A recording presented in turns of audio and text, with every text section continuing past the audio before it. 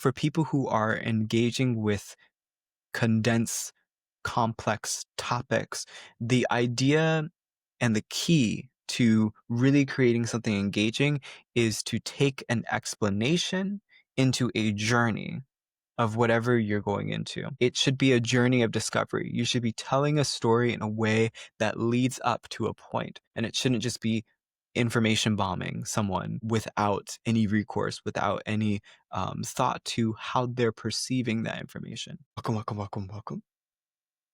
It is I, Zakheim. Um, Welcome to the podcast, and we're going to be diving into the world of Void Stranger. Something that's been really intriguing to me for a good portion of my life has been video essays. I spent a lot of time watching them, a lot of time dissecting them, and a lot of time just putting them in the background while I do some work. And I wanted to introduce to you for Apollo 94's very interesting, very long edition of the complex world of Void Stranger and Zero Ranger. Um, when it comes to video essays, there are quite a few things I think that we can learn from them. And it gives us a lesson on how to capture attention, to keep it, and how to tell a story effectively for 4 hours and 11 minutes. So, like, the rhetorical analysis of this video, the deep dive, the media analysis, right? As we're going to call it, the media autopsy series. The purpose of these videos is to show the strategies and techniques and ways of delivering and the aspect of personality and authenticity that different individuals use to capture you, to keep you, to disseminate information. And I think that the best way to capture this moment and to really understand almost immediately about what we're getting into is to get an introduction to this video. So let's watch the first few minutes here. To say that Actually, first, like, 45 seconds. Yeah, let's continue. I think it's not exaggerated to say that I owe this video. I owe it to Void Stranger, to Zero Ranger, and to the developers. All these games gave me so much that I needed to repay somehow. And I also gotta say, it was some of the most fun I've ever had. I am not usually a lore person, okay? Very rarely a piece of media was able to capture me to this point. And if you still don't know what I'm talking about, no worries. There will be a long time to discuss everything.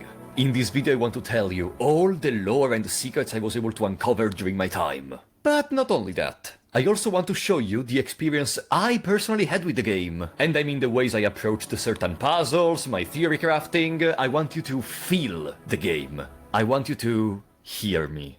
Tell me, are you ready? Then. So I love the first minute of this. It immediately captures you. This is a great cold open. It's a great introduction to what we're going to see. And the honesty from the get-go is what is the most alluring to me. Its sheer length of 4 hours and 11 minutes is a little bit daunting, I must admit. I've watched some video essays. Sometimes they're an hour. Sometimes there's 2, maybe 3. But the farthest I've watched is maybe a 5-hour video essay, and this isn't far off from that. So we have to use a lot of different tools to really convince a person that this is worth watching. And when it comes to for Apollo 94's video, I think he does this excellently. His video's introduction is a way of showing filtering of his audience. Not everyone's going to want to watch this video. That's very, very clear. And not everyone's going to want to spend the amount of time trying to parse through all the information and density he's about to give us. But we know from the get-go what we're signing up for. It's not that he just throws us straight into the story, straight into the game, and expects us to follow along. He created this intro to warn us and to invite us at the same time. Apollo does not do video essays at all, nor lower videos at all. There's been a few videos that were long and a little bit winded, but not 4 hours and 11 minutes. So this is a preparation, a way of showing that something is different about this. And maybe in a different, intriguing way, which makes things capture a lot more.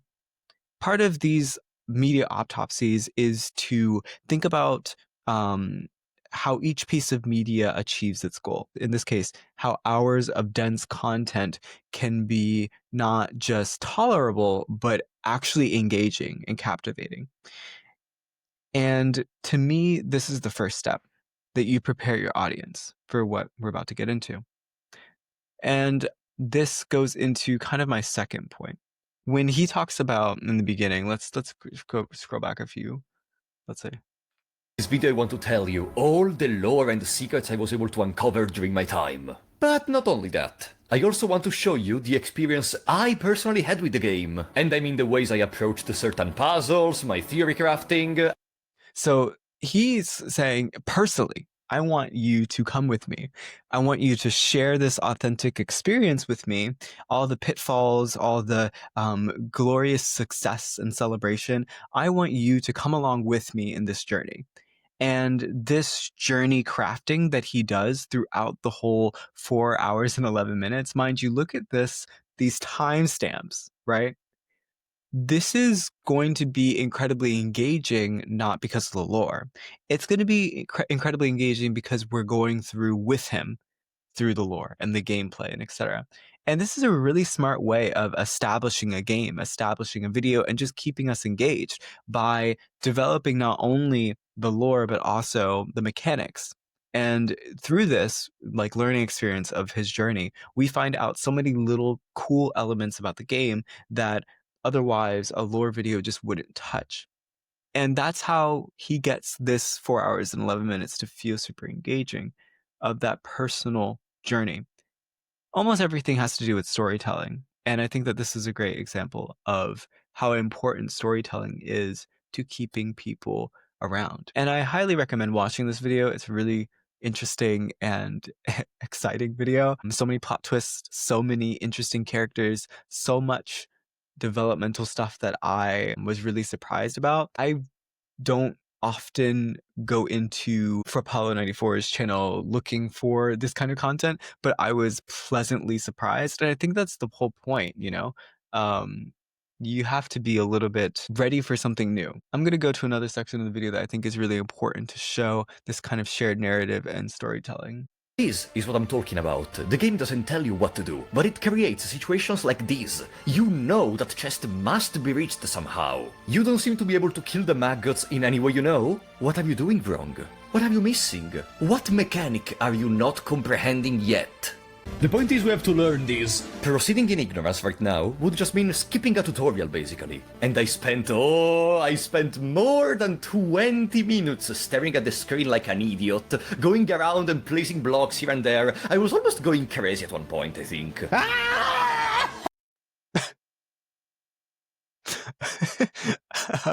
So we can see that he's sharing with us his troubles and frustrations, and this is really relatable to any puzzle game or just any RPG type game in general. And I think that, again, these aspects of sharing the passion, sharing the struggle is such a critical and foundational part of keeping your audience engaged and helping your audience learn about the game. We are learning with Rapallo right now. We are learning how this whole world works along with him, and it's a pleasure to do so. And he makes it engaging, he makes it fun, and he also talks about the mechanics inherently. He frames this situation as something, as a situation we're going to see often, and if we like what we're seeing, then we're going to stick around more. These aspects, again, allow for a shared understanding of the game and a journey along with me kind of energy, which is a lot more engaging than a straight up lore video.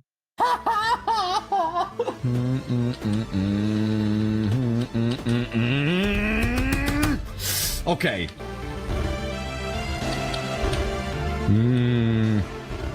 Sisyphus! Until finally, someone could say, Eureka. No! No!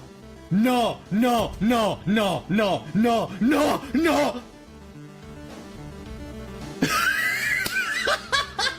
This is the moment where I started loving the gameplay of this game. See, we go through this like mini storytelling of, you have your exposition, you have the rising action, you have that climax, and you finally fall back into a conclusive reflective state. This is how you capture an audience. This is how you keep things engaging. And I am so enthralled by this kind of process that he does very much often. And this game provides these a plethora, a multitude. So there's plenty of content to take this from. And for Paulo does this so well throughout the whole entire video. This leveraging of emotional success and turmoil is another way of keeping that audience connection. We are kind of building up with him, not only in the game side, but also him personally, right? When I'm talking about making that journey crafting and that personal connection, that authenticity, it teaches the audience about you. It teaches the audience about who you are, how you react to things, and all of the little nuances. Like him saying Erica instead of Eureka is such a great little bit from his accent. That's really interesting and really fun.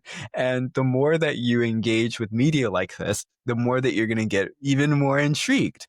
And I think that that's kind of a secondary benefit of a video this long, is that once you're 2 hours in, you are in it to win it. You know what I mean? You are not going to quit because you've spent that much time. You've already invested that much time in him and this game. And that's going to motivate you to keep going and to keep engaging with this content. The final thing before I kind of wrap it up into a conclusive note is I think that we are at a point in a time that social media needs authenticity. Um, we need to have it rough around the edges. We need to have it in a way that's true to yourself and not highly processed. And I think that he does this narrative to gameplay relationship well, while still being authentic. Again, he's not telling us, but he's showing us. And that is a powerful thing that keeps people really motivated. Even though this is a very complex and integrated story, he still captivates us. And he still simplifies it to a way that we can follow along for 4 hours and 11 minutes. We are so wanting the next thing. We are engaging and looking for the next big event, the next frustration, the next success.